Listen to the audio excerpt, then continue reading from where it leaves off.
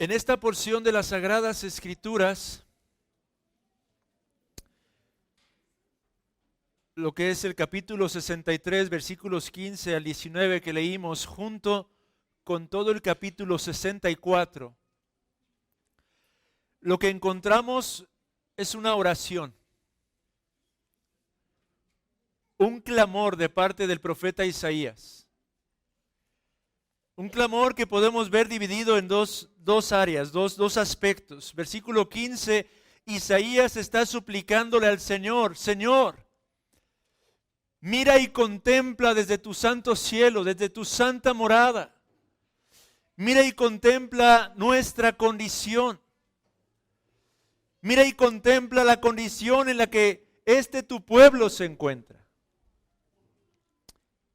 Y en el capítulo 64 cambia un poco ese clamor. Ya no solo pide, mira y contempla, pero ahora suplica diciendo: desciende, Señor. Desciende desde los cielos.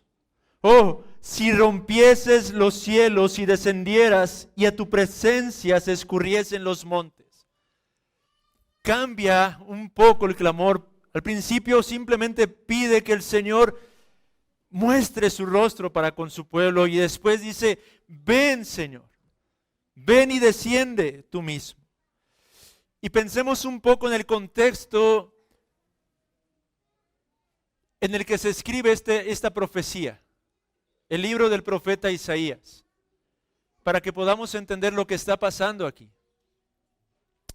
En los días de Isaías, quien llevó a cabo su ministerio a través del reinado de 4 diferentes hombres en Judá: Usías, Jotam, Acaz y Ezequías. En esos días, el pueblo de Israel, el pueblo de Judá,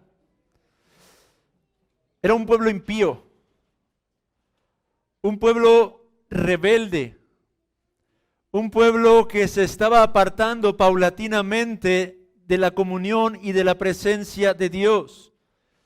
Isaías escribe para llamar a este pueblo a despertar, para llamarlo al arrepentimiento. Vemos en los primeros versículos del capítulo 1 la forma en la que Dios habla al pueblo de Judá y al pueblo de Israel. Oíd, cielos, y escucha tú, tierra, porque habla Jehová. Crié hijos y los engrandecí, y ellos se rebelaron contra mí. El buey conoce a su dueño, y el asno el pesebre de su señor. Israel no entiende, mi pueblo no tiene conocimiento. Y observe cómo los llama: oh gente pecadora, pueblo cargado de maldad, generación de malignos, hijos depravados, dejaron a Jehová, provocaron a ira al Santo de Israel, se volvieron atrás. Este es el pueblo al que Isaías ministraba, hermanos. Un pueblo contumaz y rebelde. Un pueblo indiferente al llamado de Dios, puesto que Isaías proclamaba esta realidad buscando que este pueblo se arrepintiese. Un pueblo que escuchó las advertencias, las amonestaciones de un juicio que vendría sobre ellos. Juicio que desecharon, que despreciaron. Juicio que no consideraron tomar en cuenta. E Isaías escribe en ese contexto, hermanos. Podemos leer a través de los diferentes capítulos la forma en la que Isaías está anunciando la venida de un gran juicio. Pero al mismo tiempo que él anunciaba un juicio, proclamaba una esperanza. Proclamaba, sí, que el pueblo llegaría a ser llevado a la cautividad, que el pueblo llegaría a ser llevado a la esclavitud, pero que llegaría el día en que el pueblo disfrutaría de la liberación, en que el pueblo disfrutaría de comunión con Dios restaurada una vez más, que Dios se encargaría de tratar con esos corazones contumaces y rebeldes, Y esta oración que tenemos en este pasaje, Isaías 63, 15 al 19 y capítulo 64, hermanos, es una oración de clamor, pero al mismo tiempo una oración de esperanza de parte del profeta Isaías. Una esperanza que tiene su fundamento en una certeza que impregnaba las entrañas de este fiel servidor de Dios. Una esperanza que particularmente identifiqué yo en el versículo 16. Observe lo que dice el texto. Pero tú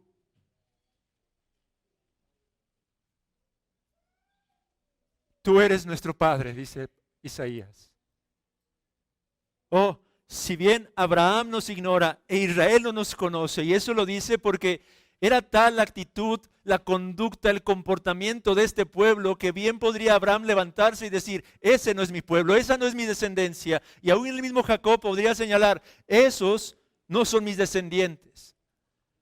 Pero Isaías dice, aun cuando ellos nos desconocieran, aun cuando ellos negaran que nosotros somos su heredad, tú, oh Jehová, eres nuestro Padre. En Isaías 1 leímos que Dios se refiere de esa manera al pueblo. Quería hijos y se apartaron. E Isaías dice, tú eres nuestro Padre. Pero no solo nuestro Padre, nuestro Redentor perpetuo es tu nombre. Y hermanos, en algún momento vamos a llegar a escudriñar un poco más este texto. Solo quiero aclarar esto, yo no soy ningún experto en hebreo y mi conocimiento es sumamente limitado, pero lo estudio para poder profundizar un poco más la palabra. Y voy a compartir algunas palabras hebreas. Pero de entrada, claro que no porque yo tenga mucho conocimiento del hebreo, sino porque es parte del estudio que suelo hacer en la palabra del Señor para beneficiarme y considero que será de bendición para sus vidas el día de hoy.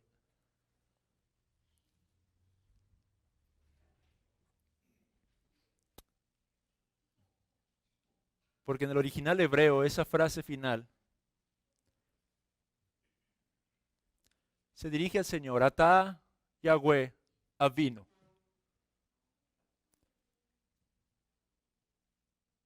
Tú, Jehová, nuestro Padre.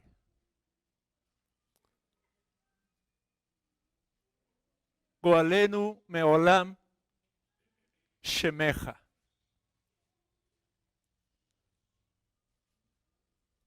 Nuestro Redentor,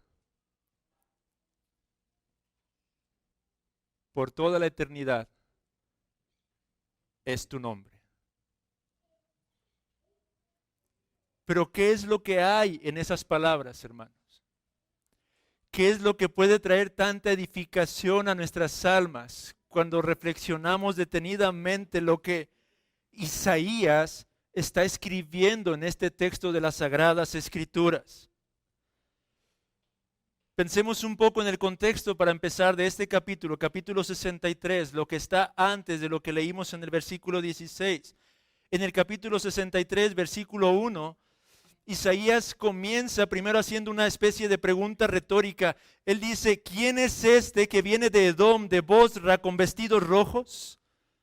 Él está viendo a un personaje particular en sus visiones. Él está contemplando una figura que se presenta de una manera majestuosa y viene de Edom, de un lugar llamado Bosra, que es representativo de este lugar Edom. Los edomitas son tipológicamente los enemigos del pueblo de Dios.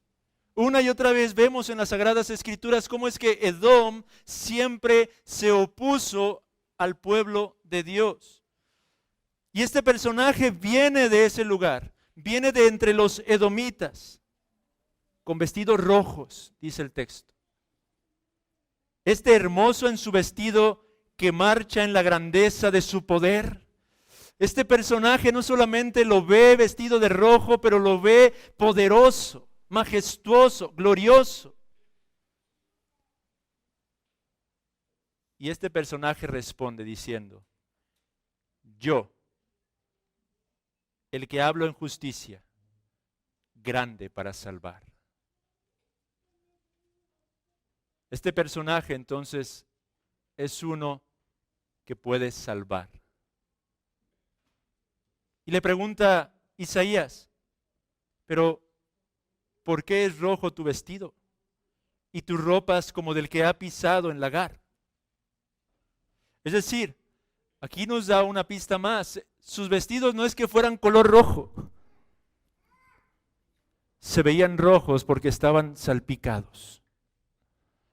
El lagar es esa especie de recipiente o lugar en donde vertían todas las uvas y los hombres se introducían para pisarlas y preparar el jugo de la vid, el vino. Y es de esperarse que cuando tú haces eso, lo que salpica ensucie tus ropas, manche tus ropas de rojo. E Isaías está diciendo que este personaje se encuentra salpicado en sus ropas, en sus vestidos gloriosos, majestuosos, poderoso, por lo que parecería algo rojizo como el color de las uvas.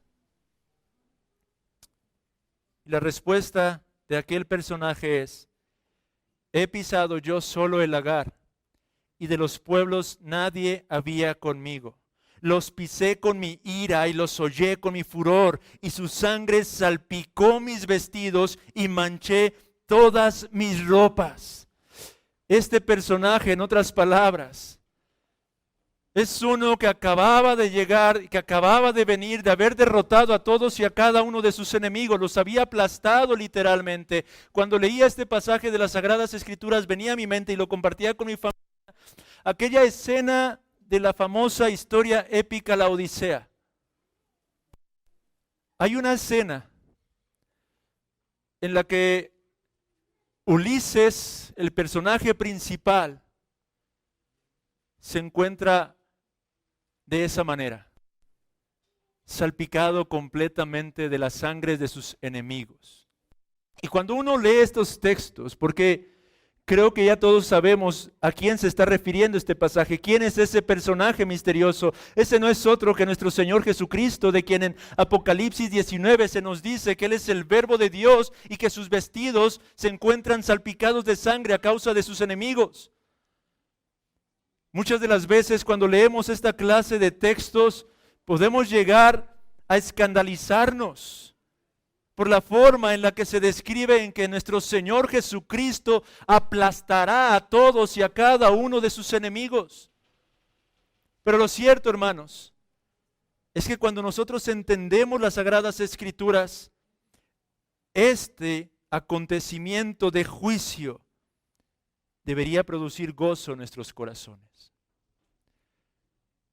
Mencionaba la Odisea, porque cuando uno va leyendo esa historia y uno ve el comportamiento de ciertos hombres que se encontraban seduciendo a la esposa de este personaje principal, Ulises, que se encontraban actuando impíamente, groseramente, cometiendo actos malvados, perversos, uno va generando empatía con Ulises y uno va siendo guiado en la trama para desear que llegue el momento en el que Ulises llegue y acabe con todos esos enemigos de una vez por todas. De momento que cuando llegamos a esa escena, lo que produce en nuestros corazones es gozo, porque finalmente él ha podido cobrar venganza de todos aquellos hombres perversos que estaban tratando de seducir a su esposa y de matar a su propio hijo. Pero cuando imaginamos esa escena, aparte de todo el contexto, nos puede llegar a parecer grotesca. Porque hay un momento en el que este Ulises se encuentra así. Después de haber vencido a todos sus enemigos, hay una de sus criadas que acude a donde la esposa, quien de alguna forma quedó dormida durante todo ese momento en el que Ulises acababa y exterminaba con todos esos hombres. Y al narrarle la forma en la que Ulises se encontraba, le decía, oh, si tan solo lo hubieras contemplado. La forma gloriosa en la que se veía, con sus ropas todas manchadas de sangre a causa de haber vencido de una vez por todas a todos sus enemigos. Es una escena grotesca cuando la imaginamos, pero cuando entendemos el contexto, lo cierto es que eso es lo que el lector anhelaba ver. Oye, anhelaba que llegara ese momento en el que se hiciera justicia y en el que esos malvados hombres recibieran su merecido. Hermanos, Isaías 63 nos está describiendo el día del juicio. Nos está señalando a aquel momento en el que Cristo Jesús regresará con toda su gloria para juzgar y acabar con todos y cada uno de sus enemigos. Pero esto es necesario porque la salvación que tanto anhelamos, forzosa y necesariamente tiene que llegar a través del juicio. No hay salvación sin juicio. E Isaías narra todas estas cosas, porque estas cosas representaban parte de su esperanza, hermanos. La esperanza que usted y yo somos llamados a abrazar también. La esperanza de aquel gran día en el que Dios establezca plenamente su justicia tras acabar con todos y cada uno de sus enemigos y traer la plenitud de la redención para su pueblo, hermanos. Y es que esa es la siguiente parte que Isaías narra en este capítulo 63. Vemos este acto de juicio, pero después vemos el clamor y el acto de misericordia de parte de Dios. Vea versículo 7.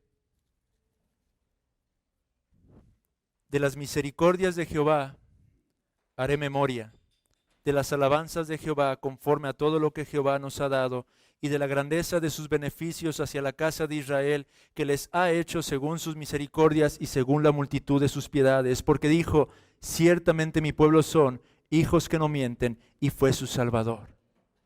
Y vea el versículo 9. Aquí, hermanos, en esta parte del texto, vemos la Trinidad.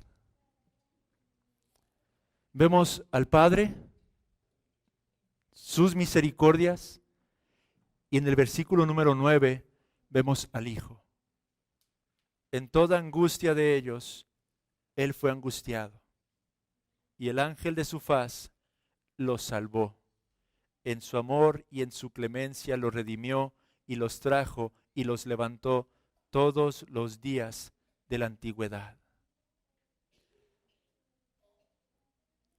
Juntamente con este acto de juicio, hermanos, Isaías está contemplando la salvación de Dios. El juicio para aquellos que rehúsan arrepentirse. Salvación, gracia y misericordia para aquellos que se humillan ante la presencia de Dios. E Isaías va a hacer memoria de cómo en otro tiempo este Dios soberano, omnipotente, ya había obrado una redención para con su pueblo. Una redención que Él está anhelando que pueda llegar a su plenitud.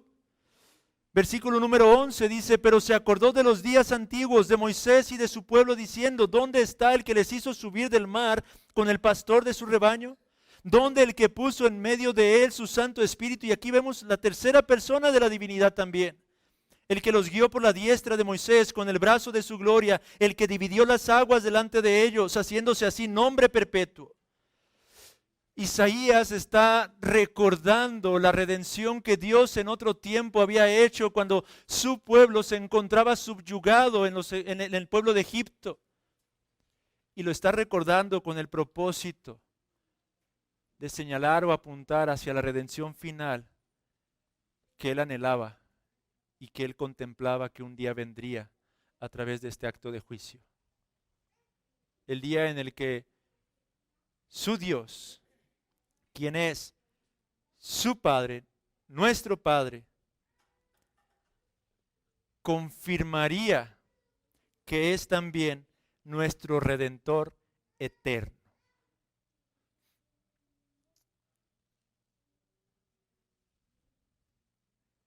¿Y qué significa que Jehová es nuestro Redentor eterno? El hebreo, lo citaba al principio, la palabra que se usa allí para hablar de nuestro Redentor es la palabra goalenu, que viene de una palabra hebrea que se pronuncia Gaal o Goel. Y quiero que vayamos juntos a Levítico capítulo 25.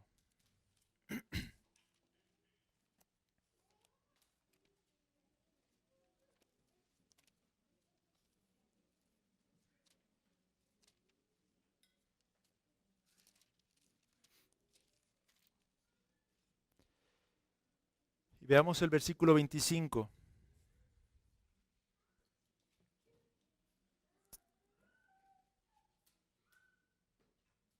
El contexto es el año del jubileo. Y ahí instruye el Señor: cuando tu hermano empobreciere y vendiere algo de su posesión, entonces su pariente más próximo vendrá y rescatará lo que su hermano hubiere vendido. La ley de Moisés establecía que si uno de entre la tribu llegaba a quedar en la miseria, llegaba a quedar en la ruina total, Dios permitía que un pariente próximo, le llama aquí, pudiera rescatarlo de ese estado de miseria en el que se encontraba. Ese pariente próximo que se menciona en nuestra traducción, Levítico 25:25, es la palabra Gaal o la palabra Goel. En esta ley, entonces, si un israelita quedaba en estado de mendicidad, su pariente más cercano tenía la oportunidad, tenía el derecho, el privilegio de poder rescatarlo de esa miseria, adquiriendo todas sus posesiones y comprándolo incluso a él mismo, a costa de su propia riqueza, de su propio dinero, haciéndose cargo de él y de su descendencia.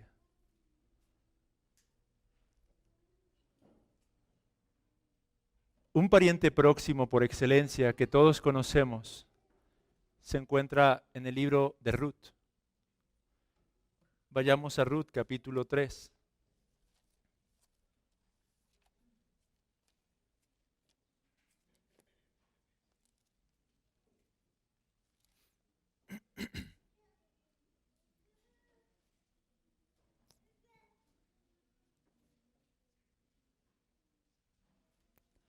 En el versículo 9 leemos estas palabras. Entonces él dijo: ¿quién eres? Y ella respondió: yo soy Ruth, tu sierva. Extiende el borde de tu capa sobre tu sierva, por cuanto eres Gaal, pariente cercano. Conocemos la historia de Ruth, hermanos. Sabemos cómo es que Noemí, su suegra, había perdido a su marido, había perdido a sus 2 hijos, se encontraba habitando en Moab. Allí las 2 nueras de Ruth se acercan en un momento muy dramático, muy conmovedor. Lloran juntamente con Noemí, quien se disponía a regresar a Jerusalén. Y Ruth decide seguir a Noemí, decide identificarse con el Dios del pacto, decide identificarse con el Dios eterno, con el Dios vivo, con el Dios verdadero, aún sabiendo que tendría que padecer mendicidad juntamente con su suegra. Cuando estas 2 mujeres llegan, una de ellas ya muy anciana, tienen que procurar ganarse el pan por medio de la mendicidad. Encontramos a una Ruth quien providencialmente es guiada a los campos de este hombre llamado Booz y empieza ahí a recolectar el grano necesario para que no mueran de hambre y que puedan seguir siendo sustentadas. Y en algún momento Noemí se da cuenta de que ese Booz es uno de sus probables Gaal, parientes próximos, cercanos. La ley de Moisés dice que nuestro pariente cercano, si quiere, puede redimirnos, puede rescatarnos de esta condición de miseria en la que nos encontramos. oran al Señor. Y en este texto que leímos particularmente encontramos a Ruth dando ese paso de fe, poniéndose a los pies de aquel varón quien se encontraba dormido. Cuando este hombre siente la presencia de alguien más, pregunta: ¿quién eres? Y escucha la voz de esa mujer necesitada, diciendo: extiende tu manto, si así lo deseas, puesto que tú eres pariente cercano, tú eres Gaal. En esos momentos vos pudo haber tomado la decisión y decir: no me interesa. Pero qué hermoso cuadro tenemos allí cuando este hombre extiende su manto en señal de aceptación, cubriendo a esa mujer, diciendo: acepto el ser Gaal. Leemos la trama y vemos que primero tuvo que asegurarse porque entiende que había alguien más cercano todavía y que si este alguien quería redimir, él tenía el derecho en primer lugar. Pero si no quería hacerlo, él estaba dispuesto a ser aquel Gaal para aquellas mujeres que se encontraban en un estado de completa miseria.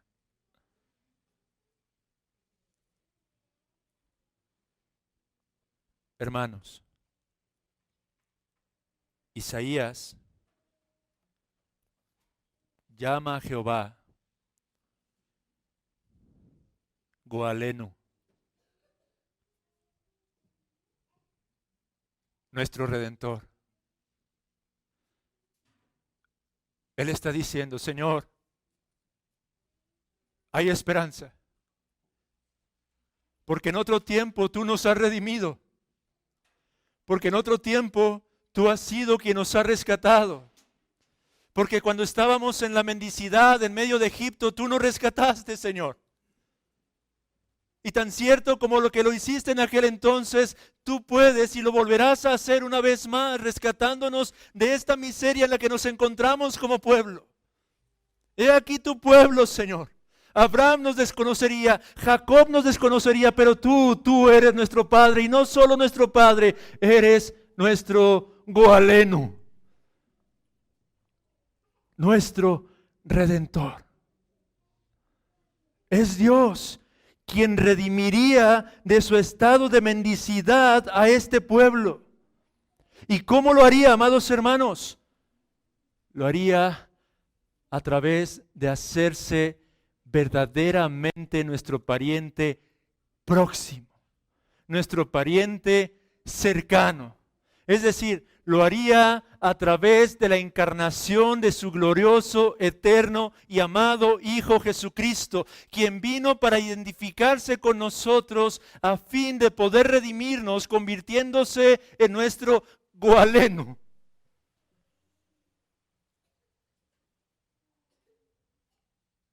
El pariente próximo era el único que podía tener la capacidad para rescatar a su familiar. Era necesario que el pariente próximo fuera del mismo linaje, fuera de la misma familia. De la misma manera era necesario que aquel que nos rescataría tendría que ser verdadero hombre como usted y como yo. Dios es nuestro Redentor, pero para poder ser verdaderamente nuestro pariente próximo, tenía que encarnarse, hermanos. No podía ser de otra forma. Tenía que venir e identificarse plenamente con nosotros a fin de tomarnos de la miseria en la que nos encontrábamos, asumiendo el costo de nuestro propio rescate, hermanos. Pero lo más glorioso todavía cuando meditaba estas cosas es que el texto hebreo nos dice: no solamente Jehová, oh Jehová, tú eres nuestro Redentor, pero tú eres nuestro Redentor Meolam. para toda la eternidad. ¿Y esto qué significa, amado hermano? Bueno, no solo significa que desde el principio Él ha redimido a su pueblo, sino que aún ahora Cristo, nuestro pariente cercano, lo es y lo será por todas las edades. Él se ha encarnado, hermanos, para rescatarnos de nuestra miseria. Pero al mismo tiempo, para ser nuestro pariente cercano por los siglos de los siglos. Él ahora mismo está en la carne. Y Él estará en la carne para siempre, hermanos. Él se ha identificado con nosotros de tal manera que su identificación es una que no tendrá fin. Él es nuestro hermano mayor. Él es nuestro Redentor eterno, hermanos. Y qué glorioso es cuando reflexionamos en esta realidad. Porque no solamente se encarnó para venir a rescatarnos temporalmente y después despojarse una vez más de su humanidad. No, Él se encarnó para participar de nosotros por todas las edades, para ser uno con nosotros, para poder tener vínculo con nosotros, para que nosotros tengamos vínculo con Él, para que en Él y por medio de Él podamos alabar y glorificar a nuestro Dios y a nuestro Creador, no temporalmente, sino por los siglos de los siglos. Amén.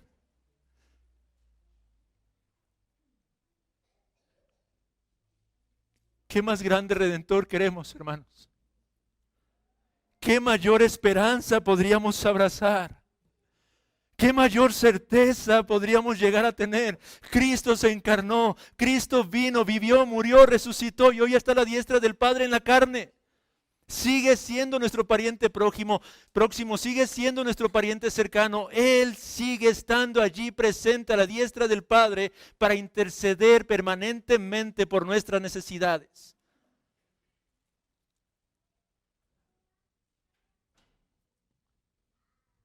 Y esto, amados hermanos, es lo que traía particular gozo a mi alma. El poder meditar por un momento, Señor, ¿qué clase de condescendencia es esta? Que siendo tú quien eres y siendo nosotros quienes somos, te despojaste de ti mismo con el único propósito, con la única finalidad de venir a tomarnos de nuestra miseria y ser nuestro Redentor eternamente y para siempre. Amada iglesia,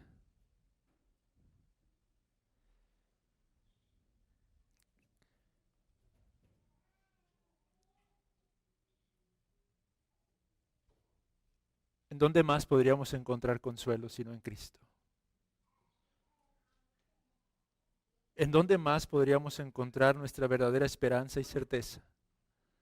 Sino en este, el más grande que vos. En este que no solamente ha sido capaz de redimirnos temporalmente, sino para siempre. En este que nos ha tomado de la miseria del pecado en la que nos encontrábamos revolcándonos y que nos ha ahora recibido para sí mismo y nos ha dotado de toda clase de bendiciones y misericordias. Nos ha hecho coherederos con Él de todo cuanto le pertenece. Nos ha dado la libertad ahora de poder dirigirnos a Dios como nuestro Padre. Nos ha dado de su justicia perfecta. Nos ha garantizado que el día es y que el día viene en el que finalmente podremos contemplar su rostro. Es Cristo quien extendió el borde de su manto para cubrirnos, aceptando cargar sobre sí mismo con el costo que implicaba el rescatarnos del pecado, hermanos. Padeciendo en ese mismo lagar que después Él pisará, pero en el que Él fue aplastado al principio. En aquella cruz cuando tuvo que sufrir la ira de Dios, pero que ahora con toda su gloria simplemente nos llama a que por medio de la fe lo reconozcamos a Él y reconozcamos en Él a nuestro Redentor eterno, hermanos. Oh, que el Señor nos ayude a encontrar consuelo en estas verdades, a grabarlas en nuestros corazones y a meditarlas para que podamos seguir creciendo nuestro amor para con este glorioso y precioso Redentor nuestro, hermanos. Amén.